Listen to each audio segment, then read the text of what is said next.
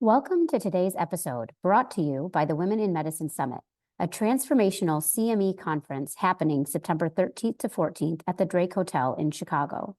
Engage in leadership programming, learn negotiation skills, receive on-site coaching and mentoring, and see who will win this year's I Stand With Her awards. This year, we're excited to offer unique programming that includes a special session on how using improv comedy can bring fun back into medicine. We also have financial sessions tailored to help you navigate the complexities of personal and professional finances. Discover ways to advance into leadership roles, combat burnout, and either reignite your love for your current role or find joy in a new career path. Don't forget our Friday evening gala, a highlight this year you definitely won't want to miss. Register now at womeninmedicinesummit.org and be part of the movement that is shaping the future of healthcare. Join us to network, learn, and celebrate the power of women in medicine. Welcome to the Revitalizing Doctor podcast. We interview trailblazers in medicine that embody the Revitalize Women vision to empower women to innovate and influence medicine, to value authenticity, respect, and work-life harmony. We recognize the challenges in medicine, and we're committed to providing coaching-informed strategies to help you go from surviving to thriving. I'm so excited to have Dr. Syed Tabatabai with me.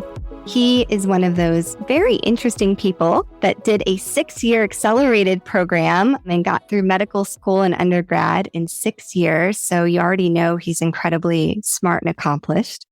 He earned his bachelor's degree from Rensselaer Polytechnic Institute in Troy, New York, followed by his medical degree from Albany Medical College. After completing his residency training at Tufts in Boston, Dr. Tabatabai went on to finish his nephrology fellowship at Johns Hopkins in Baltimore, Maryland. To further his education experience, he stays up to date with his board certifications, of course. He's board certified in internal medicine and nephrology through the American Board of Internal Medicine. In his spare time, this is where we finally get to the good stuff. He loves to travel, play guitar, and play the role of Darth Vader for the Star Wars Society of San Antonio for various charitable causes. That is so cool. And he's also affiliated with several hospitals in the San Antonio area and a member of the San Antonio Kidney Disease Center. And probably most exciting to me is he is author of the book, These Vital Signs. And I love speaking to writers. So it's so exciting to have you on the pod. I'm so honored to be here. Thank you so much for this opportunity. So it's become a bit of a tradition on the podcast. And I love this question because many of our listeners are feeling maybe a tinged burned out. And so I think it's very illustrative to ask everybody, why did you become a doctor? And kind of reconnect with that early feelings that we had. So what's your doctor origin story? So my doctor origin story, so neither of my parents were doctors. My mom is a teacher. My dad is an engineer by training. And when I was young, I always gravitated towards the sciences. And among the sciences, I like biology a lot. I thought I would do something in a lab somewhere and become a biologist or, microbiologist or something along those lines. But like a recurring theme in my life, mentorship, role models and mentors and people we look up to. I did have a couple of doctors in the family, and I didn't shadow them or anything, but just sort of tangentially observed what they did and found it very fascinating. And of course, my grandparent, who I write about in the book. And the older I got, the more I found myself gravitating towards it just naturally. The things that make up medicine for me are the things that I'm drawn towards as a human being, connecting with people, being part of people's stories, applying my love of science. And everything fit, and it just seemed incredibly fulfilling. And I there was no doubt for me. And initially, like anyone else, there was always a little doubt when I was young. But as I got older, I never hesitated.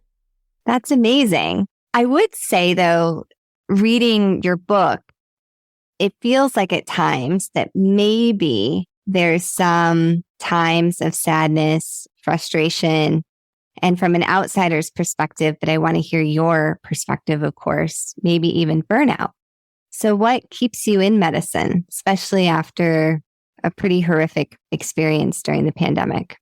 Yeah, that's a big question, right? That's a question that I think a lot of people are asking themselves in medicine. My stories in my book, you're right. There's a lot of sadness, frustration, burnout.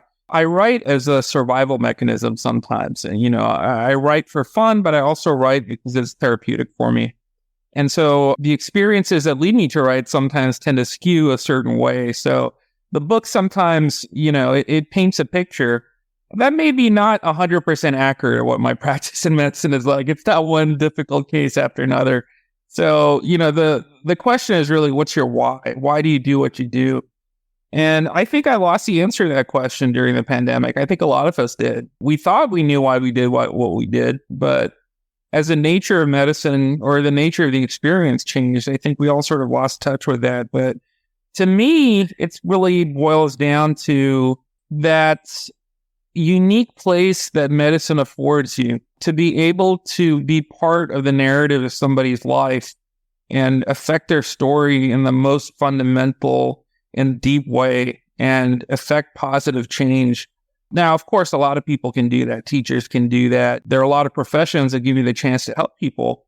But I think in medicine, the ability to help someone in something as fundamental as their health, and through the universal lens of medicine, all the experiences of life that we get to be a part of, I think it's a unique privilege and it's a unique honor. And the bonds I form with my patients are really what keep me coming back. Yeah, absolutely. I think if you've ever read essays for a medical school admissions committee or been on that committee, everyone cringes with the essay of, oh, I want to help people. And we all kind of say, oh, that's so naive.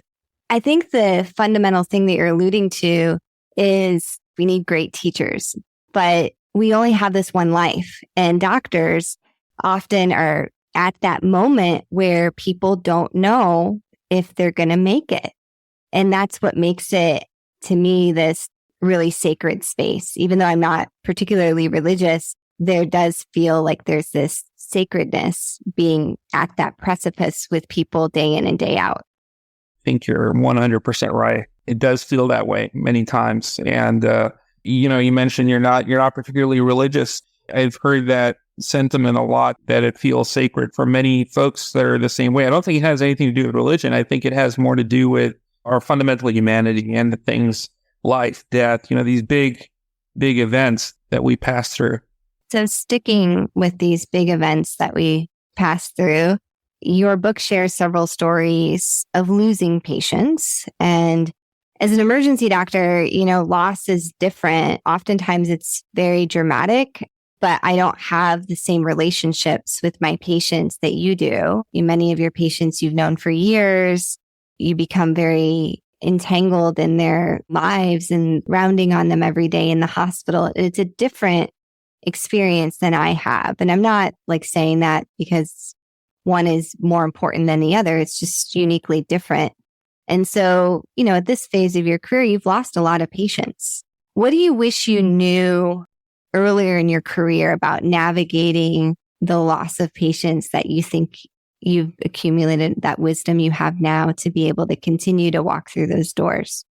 I think the universality of loss, one of the things we do as human beings and as doctors in a high pressure, high intensity field where, we're dealing with people's lives, is there's this tendency to take loss personally in the sense that it reflects your failings as a doctor. There was something you missed. There was something you could have done different. And sometimes there was, we're not perfect, but sometimes mistakes were made. And that's part of being a physician. But you can't let that crush you. You have to be able to learn from it and move forward from it.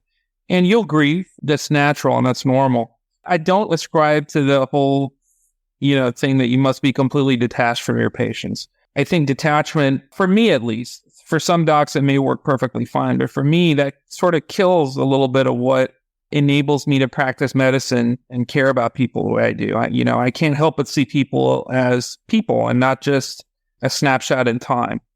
And I think what I would tell my younger self is, it's okay for this to hurt. The fact that it hurts means that something vital is beating inside you.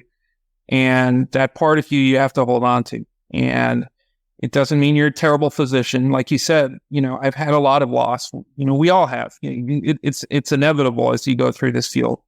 And that's because that's part of life. it doesn't mean that you're failing at this. It doesn't mean that you're terrible at this. You should learn from it. Whenever possible, I do try and learn from it. If there's a lesson in there, because I feel like I owe that to my patients, to be better and to keep bettering myself.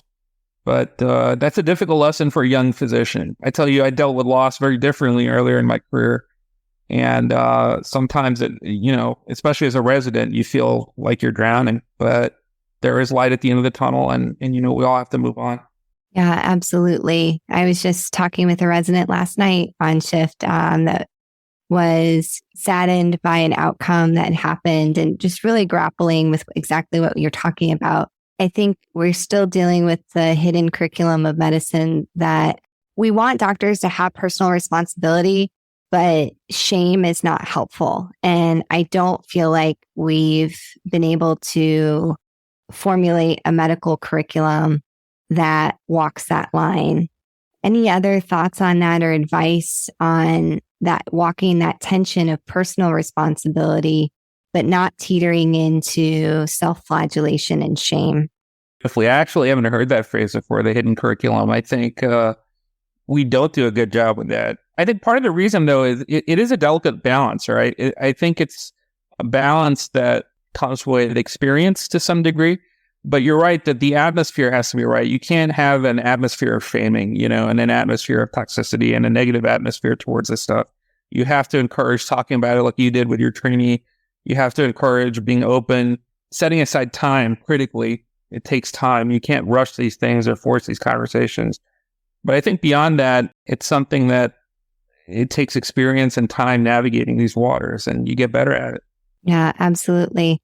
Give credit where credit is due. So Raman, who's the program director at LA County USC, exposed me to that term, the hidden curriculum. Cherie Johnson has also taught me a lot about it. And it's been very helpful because, again, until we have the language, it's hard to change something. And so both of them have really opened my eyes to that there's, Cherie will often say that, the House of Medicine is built on stoicism, competition, and perfectionism. That's the hidden curriculum that is through a lot of medical school. And so then once I had that language, I'm much faster at being able to go like, oh, this is something that's part of the hidden curriculum.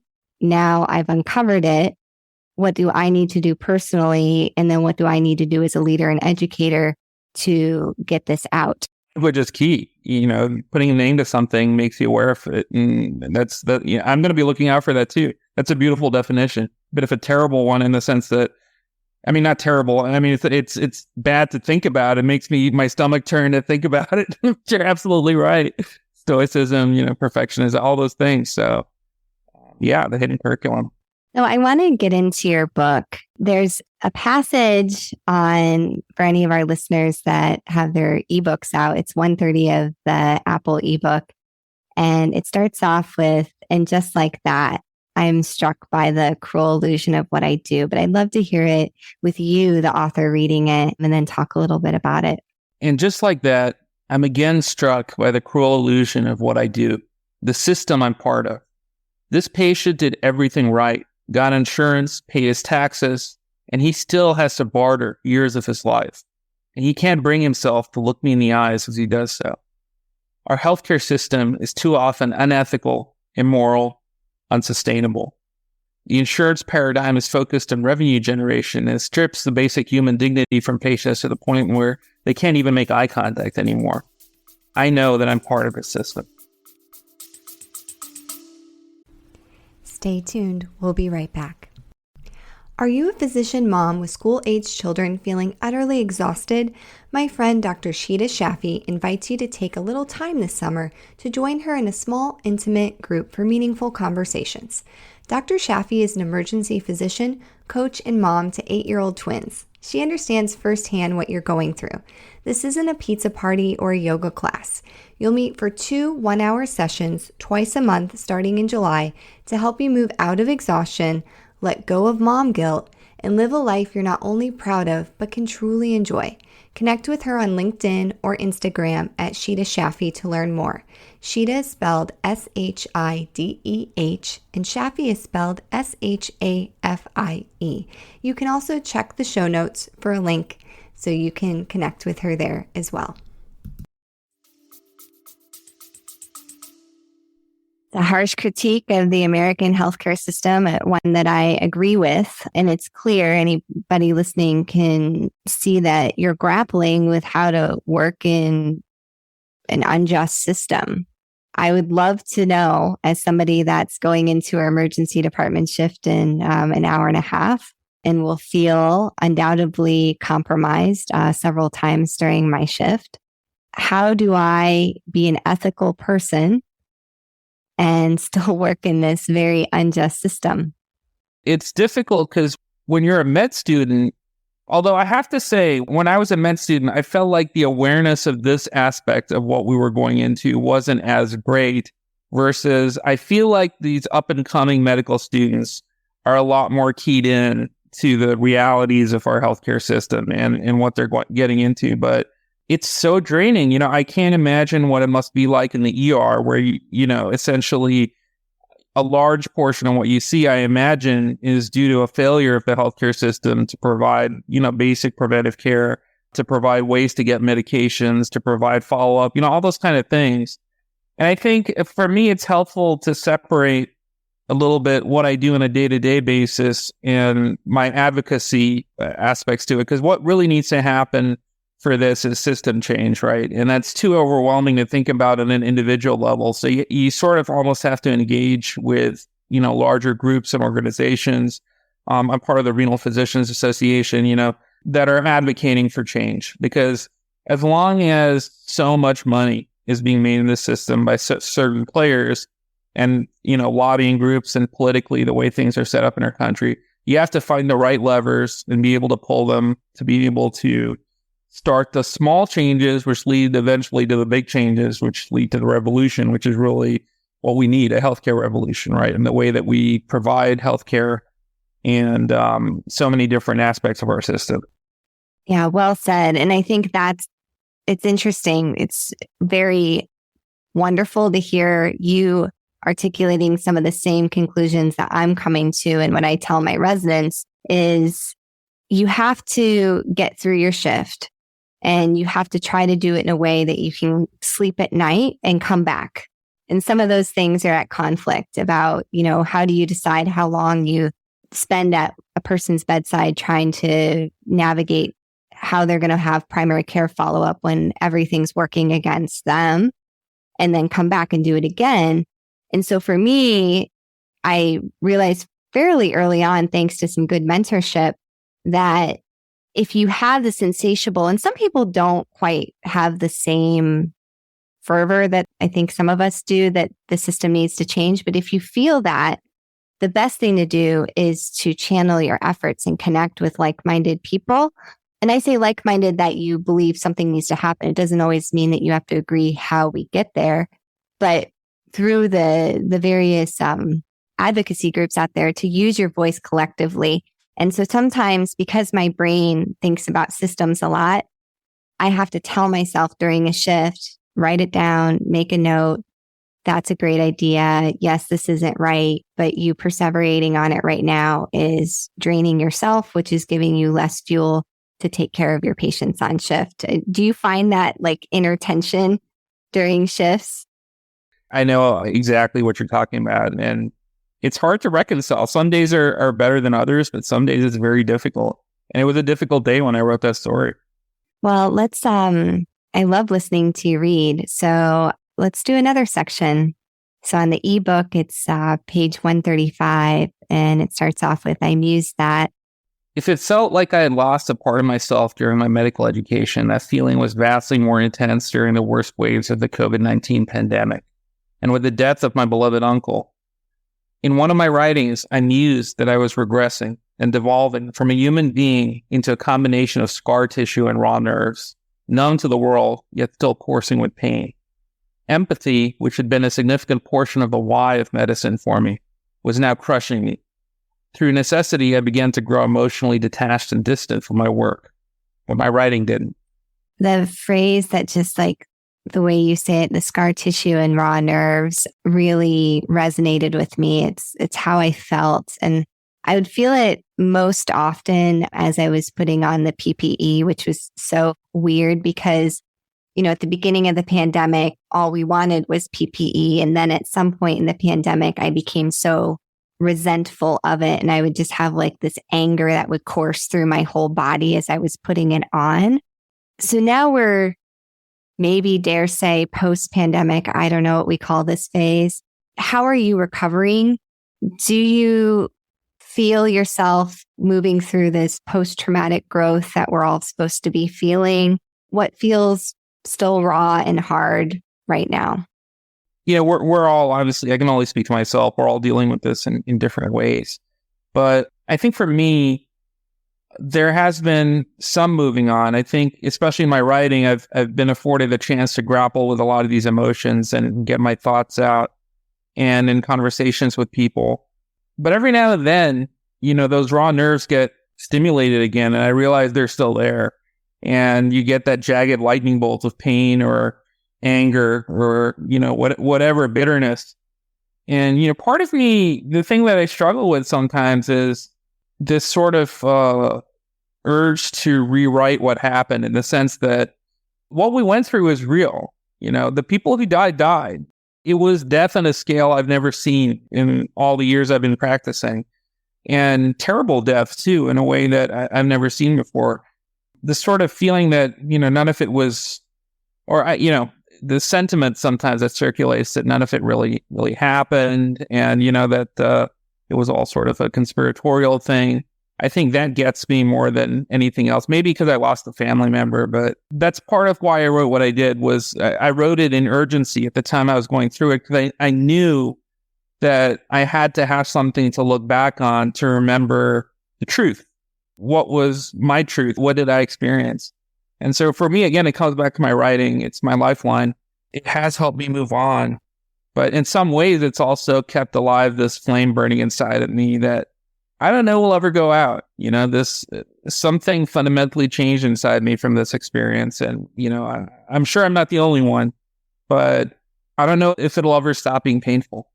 Yeah, I think what you're saying, if you look at the veteran experience, which, I'm closely tied to being a veteran, this was death on a scale of war. It was, and when you look at what we know about trauma in the veteran community, is it never really goes away. What we all hope is that it becomes part of, like my coach, Cherie Johnson says, this tapestry of our life, and that it has kind of it's not the whole tapestry. It's a part of it, and it's woven into the other parts. And I think we're all just trying to still figure out where that piece fits, how it connects to others, and how it doesn't dominate the whole thing. That's been a helpful metaphor for me as, I think about how I process COVID, which strangely enough was, I got back from Iraq in 2017, and then 2020 was this pandemic. So it was two very big life experiences in a fairly short amount of time. So I want to spend a little bit of time talking about writing as a way to process these big experiences, because I feel like there's so many stories in our physician community. And I've been inspired to start writing my own book, which I don't think I've shared with anybody on the podcast yet. What would you say to the person out there saying, I can't write anything. I shouldn't even try it? If you can think, if you have thoughts, you can put them to paper. And the toughest part is that first part, that I shouldn't even try it. Getting past that step and starting to just put stuff down. Don't worry about readability, form, don't worry about reception, especially don't worry about reception. Just worry about tapping into, your truth and just speaking your mind and being yourself and not trying to mimic anybody, or just start to put stuff down and just start writing and see where it takes you, and you'd be surprised. I think it's just the ability to communicate, and it doesn't have to be perfect. It just has to be you. And that's all that matters. I find your book really interesting for many reasons. At some points, I would call it more poetry. In other parts, it's more prose. Can you tell us a little bit about your process or how you're able to, I haven't really seen a book like yours that walks between those two worlds so seamlessly. Right. I'm glad you mentioned that, because I think that's one of the really fun things about this book for me is, as a writer, most of my writing that I've done over the course of my life has been in the journal format, where I really was not writing for any particular audience. I was just writing for myself, trying to have like a conversation with myself in my journal. When Twitter came along in my life, it was initially, I joined Twitter as a means of, just trying to be a quote unquote social media doc, for the sake of my quote unquote brand, and writing about kidney medicine and, that kind of stuff. But as I did that, I realized that Twitter afforded an opportunity, because the short character limit was forcing me to think about my writing in a way that I hadn't before, paring things down to the absolute minimum I needed. And I was already a fan of writing simply, not using too many big words, just kind of putting it out there in a minimalist format. And Twitter was like the extreme version of that. And so to me, it was like a challenge. It was like a word puzzle. I would start off with my write exactly what I wanted to say into the tweet box, and then I would see how many characters over I was. And then I would go back and revise it and snip. And then sometimes it was really frustrating because I'd be like 2 characters over. It's like, come on, 2 more letters. What do I need to do? So it became a sort of fun game for me. But I started to get better at it. Initially, it was kind of awkward. Every tweet was kind of crammed full to the max. But the more I wrote, the more I started to realize that it's not about the words or the character limit. It's really about the rhythm of the writing. And the tweets afforded me a cadence. And I realized it was becoming poetry. And that's exactly, I'm so glad you mentioned that, because you can sort of see the evolution. But the book isn't exactly chronological. But there are definitely stories that read more like poetry in the sense that they use poetic sort of conventions, and I do things like repetition. There's even, there's alliteration. There's even a little bit of rhyme in some of those. Just as a writer, forget medicine. Just as a wordsmith, writing on Twitter was challenging and so entertaining. And I'm so happy and proud of the way it came out. So I didn't prep you for this, but to give our audience a taste of some of the poetry, is there a section that you'd like to read that you think highlights that, or maybe is, well, I know trying to pick a favorite section is probably impossible, but one that you think represents that style of writing? There was one segment, the story of the old surgeon, right, which is one of the very first stories, I think. Or maybe like the third story. Something that happens towards the end of that story is, for several of the so-called paragraphs in a row, it ends with a 2-word finish. I do that because sometimes I literally play with the physical shape of the paragraphs. So the longest sentences are at the beginning and then they taper down. And so that happens in the old surgeon a couple of times, where I start off with several long sentences and then they taper down and the paragraphs end with, for example, the old surgeon smiles. I've got 2 dogs. They're like my kids. They walk me every day. He looks across at me. Got a dog, Sayed? I shake my head. He grins. Get one. All right, the old surgeon says to the patient, let's get the surgery done and get you home to your furry friend ASAP. Sounds good? The patient smiles and nods. I don't know what the surgeon has done, but I know he did something essential, something kind. And so, like, I have a couple of paragraphs in there where it starts big and then it goes small and ends in a 2-word sentence. And that's just me playing with the medium. Perhaps, what does that mean? I glance at the other half-staffs, and there are a few nervous shrugs. The fellow continues, it might be 26 or it might not. Depends on the language. Oh, right.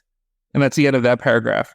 So the little 2-word finisher I do a bunch of times in the beginning, and that's just a form thing. It's not really a poetic thing. It's just me playing with Twitter's format. Do you carry a notebook with you when you're working, or do you record voice memos or anything like that? That I literally call ideas. And it's not just medicine. Honestly, it's anything that might be a spark to write. I literally just earlier today posted a little poem that I wrote that really has nothing on the surface to do with medicine. I went to a restaurant the other night, and it was just such a beautiful night. It was the this lovely Spanish restaurant here, La Hacienda. And I was sitting out in the, on the patio under the stars, and it was just so peaceful. And it felt like I was going back in time. There was someone playing guitar. They had, these little flame lit torches. And I scribbled down a note in here. It just said sky speckled with stars. And that was in my ideas thing. And from that, I got home later that night and I just wrote a little poem about how that felt to be out there. So ideas are all around us, and it doesn't have to be complicated. I think one of the issues that people face when they're trying to write something is they feel like they need this ultra interesting core idea that, it's going to get people's attention. But the truth of the matter is there's almost nothing that I write about in my book that hasn't been experienced by many, many people before, that are almost common everyday occurrences. And I think ideas don't have to be big earth-changing ones. It can be any experience. As long as it's told through the lens of, your unique view, that's all that matters. I find poetry to be particularly daunting. I think the last time I seriously read poetry was probably, honestly, high school. Was it something that you were ever trained in, or was it just something that you just always did some writing, continued to read as an adult? Credit to the British school system here. When I was young, I lived overseas, and my dad worked for an oil company. I was in the Middle East for a while, and I went to a British embassy school system, and they had this competition every year that involved different aspects of creativity. So there was a writing competition, there was a speech competition, there was a poetry competition, an artistic competition, where they just encouraged students to get really creative. And they added the competition part to it, I guess, just to give people a little extra incentive to try. But I started doing those because my competitive streak is very strong. And as I got into it as a kid, it just started becoming fun for me, and I liked it. And then of course, I did a lot of reading. I just started writing very young. I used to write my own comic books. And, for me, it was just so much fun. So it started at a young age for me. I love that. And maybe that'll inspire some of our listeners to think back to, what sparked them when they were kids. And it's funny to me that I also started to write when I was very young. And I remember a writer's competition that I won in first grade about a silly story about the states. And I guess made them a people. But now, as I approach midlife, I want to reconnect with that. And I think, the cool part about being a doctor for a while is you get pretty good at it, honestly. And then it's time to do other things. And that might be writing, it might be something else, but, encouraging our listeners to go do awesome things, play guitar, go be Darth Vader in your community. You got to tell us about that. So I love Star Wars. I've loved Star Wars my whole life, it feels like. And one Halloween, my sister texted me and she's like, "Hey, there's this Darth Vader costume that's for sale." And I was like, "What am I going to do? Dress up as Darth Vader? That's silly." But then part of me was like, actually, that might be cool. And I was like, let me look at that. And so I bought this Darth Vader costume for Halloween. And it was actually a pretty good costume. It wasn't perfect, but, when I was all dressed up, I'm a pretty tall guy. I'm about 6'2" and a bit. So wearing that costume, it looked pretty good. And then I went out with my buddy who's dressed up as Boba Fett. We're, nephrology, Star Wars nerds. We went downtown here in San Antonio to the Riverwalk, and people were coming up to us to take photos. And I was like, wow, this looks pretty good. And then one of the people I ran into was someone with the Star Wars Society of San Antonio. And they mentioned that they get together sometimes and they do this kind of Star Wars cosplay for good causes, whether it's schools or hospitals or, events or whatever. At that point, I was new in San Antonio. I didn't have a whole lot of anything going on. So I was like, sure, this sounds great. And they're a wonderful group of people. And it's been so much fun. Now, my costume is nowhere near the same costume that I had before. It's been modified extensively now. I even have the voice changer and the breathing sound and everything. But the Star Wars Society has been a fantastic group of friends and people out there. And I got to do a shout out. Peter Gonzalez with the Star Wars Society is the nicest human being you'll ever meet. I think with COVID and kind of the way we've all sort of been isolated from each other, finding friends and finding networks of good people out there is such a vital skill, at least for me. And the Star Wars Society is good people. So it's been a privilege to be a part of them. I'll be honest, I have not been doing quite as much Star Wars stuff. It's been a while since I did any because I've been kind of tied up at work and other stuff. But it's going to be good to get back out there.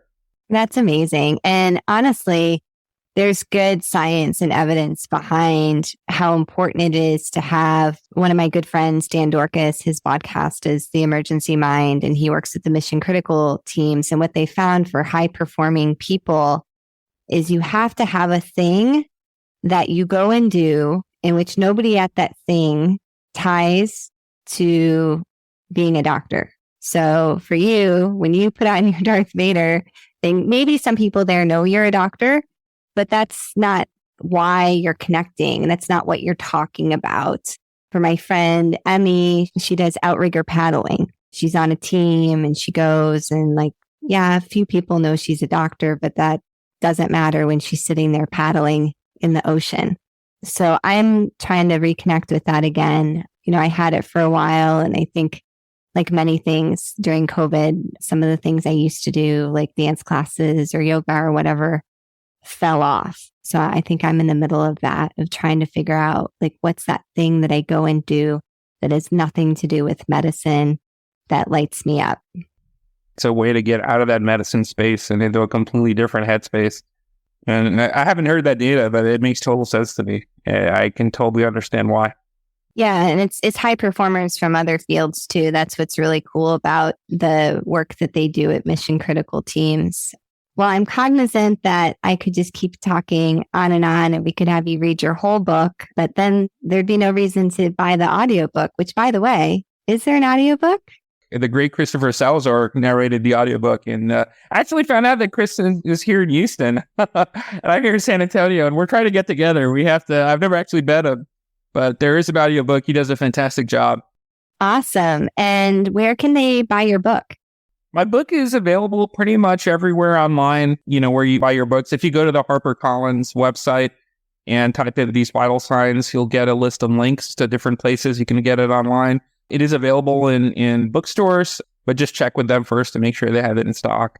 And audio and ebooks are online. Awesome. And how can our listeners connect with you? I'm on Twitter at The Real Dr. T. That's my handle. I'm pretty interactive. If you send me a comment or a question or something like that, I'll usually respond within 24 hours, sometimes within a couple hours.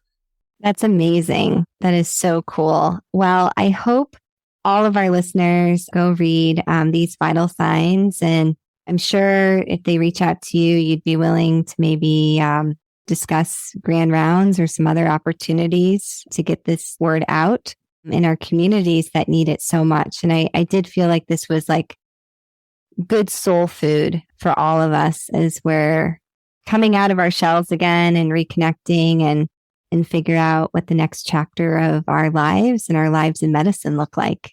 A lot of this book is my personal why. And if it helps people get in touch with their own personal whys of why they do what they do and makes them find that spark again, then it's a great blessing and privilege. And thank you so much for having me on. And this was wonderful. I agree. I feel like we could keep talking for, hours. I'm kind of sad that the time went by so quickly. Well, the great news is we'll have you back on. I'm so blessed to have this podcast and have amazing people with all of these multifaceted lives. That's the best part of my guests is there's just not one part of you. There's the nephrology side, there's the writer, there's the Darth Vader side. So there's a lot to talk. Thank you so much. Thanks for listening to The Revitalizing Doctor, a project of Revitalize Women Physician Circle. Our mission is to connect women physicians and allies through innovative, value-based coaching methods that align trust, support, accountability, and skill development to ignite the courage and clarity necessary to take bold actions, create change, and thrive. If you're interested in working with us, check out our website at peoplealwayshcc.com/revitalize or email us at revitalizemmm.info@gmail.com. This podcast represents the views of our host and guest. It does not reflect the views of any institution we work for or with.